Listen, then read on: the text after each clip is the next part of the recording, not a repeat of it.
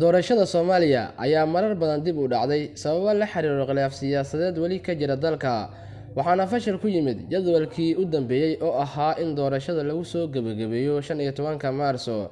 Cabdiraxmaan Xuseen Cadow oo ah guddoomiyaha xisbi siyaasadeedka Daldis ayaa ka hadlay dib u dhacaani soo laabtay ee sababay daaha doorashooyinka Soomaaliya.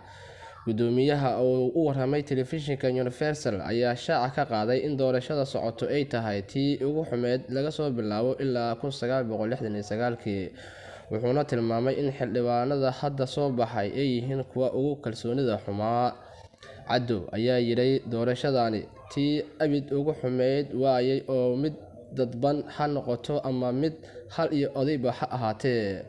Waxaa soo xulay ama tii musuqmaasuqa ee 1969 ee sababtay dowladdii military in ay dalka la wareegto. Waa tii ugu xumeyd. Xildhibaanada hadda soo baxay waa kuwii ugu kalsoonida xumaa deegaan doorashadu ay haystaan, ayuu yidhi Master Cadow.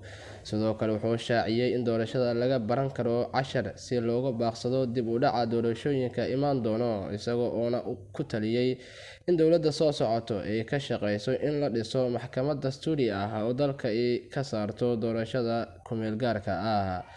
Hadalkani ayaa ku soo aaday iyadoo haatan doorashada Soomaaliya ay qaadatay 1 sano iyo dheeraad, taasi oo sababay dib u dhac jadwaladii hore ee la soo saaray.